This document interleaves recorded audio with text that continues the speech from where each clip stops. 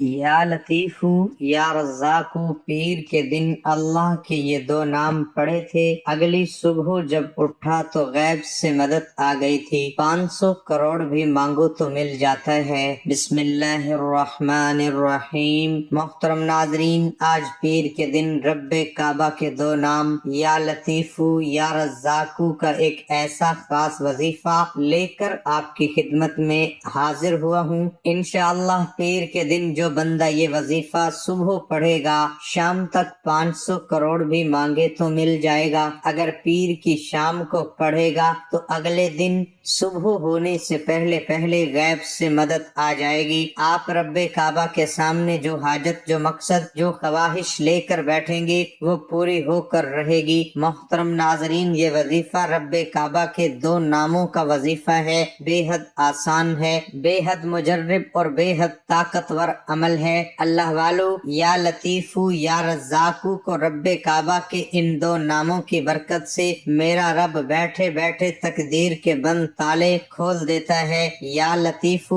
حرب کعبہ کا ایک صفاتی نام ہے۔ اس نام کو پڑھنے والا اگر کسی کو اپنے قابو میں کرنا چاہتا ہے، کسی کے دل میں اپنی محبت پیدا کرنا چاہتا ہے، کسی سے کوئی بات پوری کروانا چاہتا ہے، اپنے حق میں بہترین فیصلے چاہتا ہے، دشمن سے حفاظت میں رہنا چاہتا ہے، اگر آپ کا شوہر آپ کی مار پیٹ کرتا ہے، آپ کی طرف توجہ نہیں دیتا، آپ یا لطیفو پڑھ کر دیکھیے، انشاءاللہ شوہر کے دل میں ایسی محبت پیدا ہوگی کہ وہ شوہر جو آپ کو دیکھنا پسند نہیں کرتا، جو آپ پر گالی گلوچ کرتا ہے، خود چل کر آپ کے پاس آئے گا۔ اگر آپ من پسند شادی کرنا چاہتے ہیں، کسی بھی طرح کی کوئی رکاوٹ یا کسی بھی طرح کی کوئی پریشانی آپ کے رشتے میں یا شادی میں آ رہی ہے تو یا لطیفو کا ذکر کیجئے۔ انشاءاللہ پیر کے دن کا خاص قبولیت کی گھڑیوں میں وظیفہ بتائے گئے طریقے سے پڑھنے کی دیر ہے۔ من پسند شادی،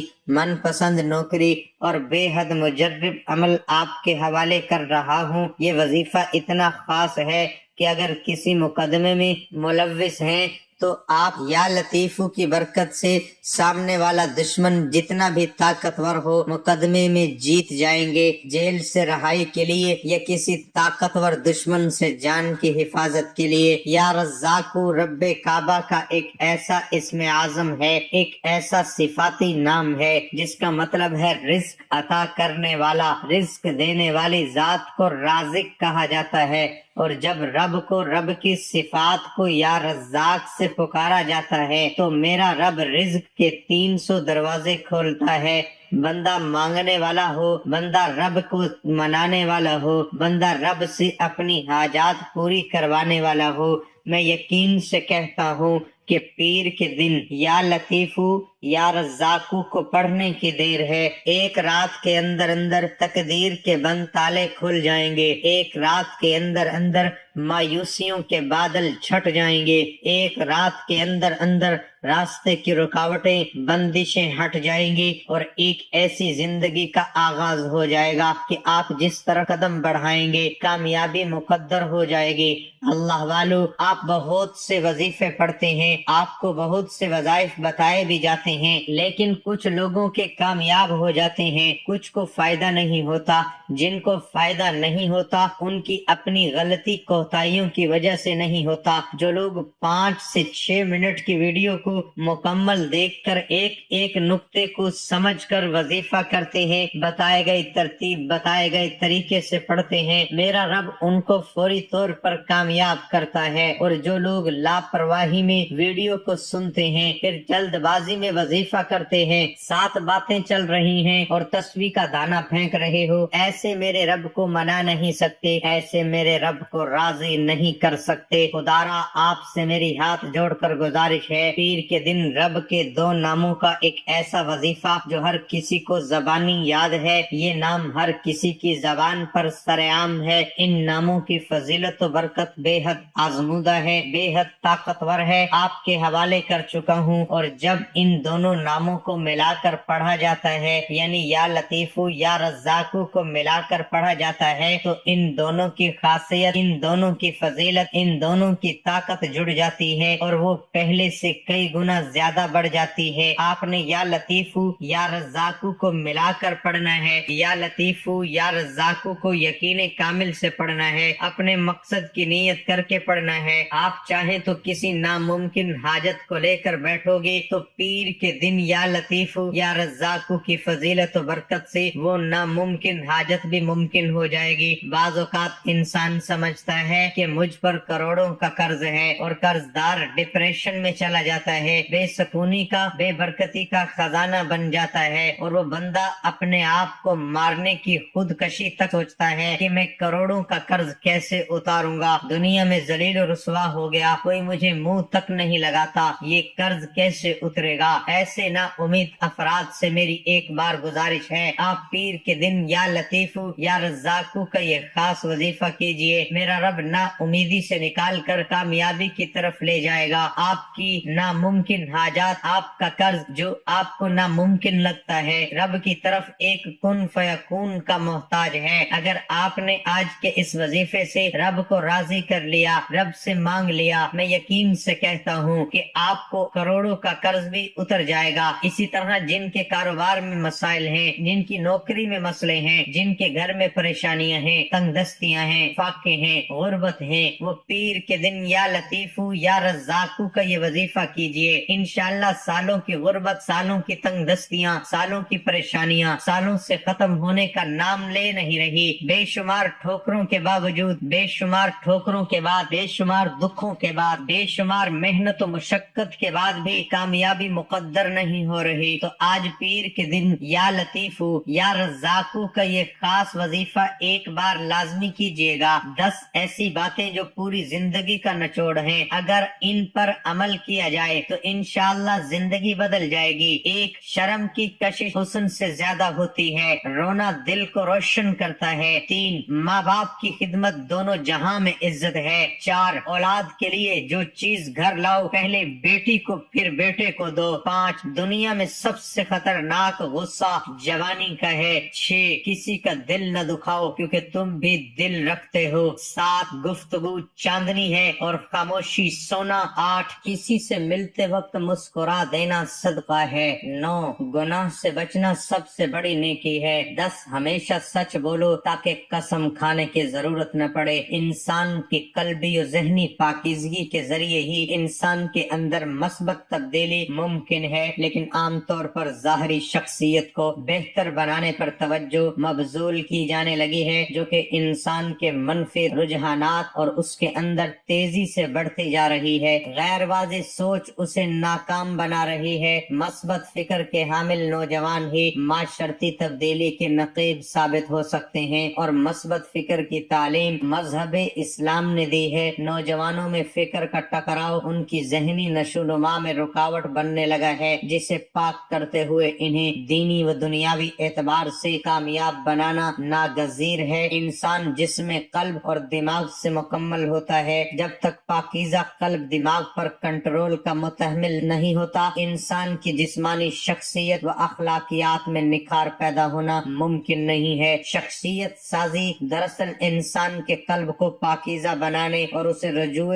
اللہ کرنے کا نام ہے، کیونکہ اللہ رب العزت نے انسان کو زمین پر اپنا خلف بنایا ہے، تو انسان اس پیمانوں پر پورا اترنے کے لیے اس کے احکامات کو ماننے کے ساتھ ساتھ اپنی شخصیت کو اس طرح تیار کرے کہ اس سے نہ صرف دنیا خوش ہو بلکہ اللہ بھی راضی ہو جائے۔ انسان کے ساتھ برائی اور اچھائی دونوں ہیں، لیکن جب برائی اس پر غالب آ جاتی ہے، وہ ظاہری اعتبار سے کتنا ہی جاذب نظر کیوں نہ ہو جائے، لیکن اس کے خیالات منفی فکر اور دیگر لغویات سے پاک نہیں ہو سکتے۔ اس لیے انسان کے نظریاتی اصولوں کو تبدیل کرنا ناگزیر ہے، اور یہ اسی وقت تبدیل ہو سکتے ہیں جب اس کے قلب میں پاکی ہو۔ انسان کو منفی فکر سے نہ صرف نکالا جائے بلکہ اس میں مثبت فکر پیدا کرنے کے ساتھ ساتھ کامیاب زندگی گزارنے کے قابل بنایا جا سکے۔ اپنے اعمال پر توجہ دیجیے، حقوق العباد لازمی پورے کیجیے اور حقوق اللہ کا بھی خیال رکھیے، کیونکہ اللہ کبھی حقوق کے تلف کرنے والوں کو پسند نہیں فرماتا۔ فرماتا۔ قیامت کے دن اللہ اپنے حقوق تو معاف فرما دے گا، مگر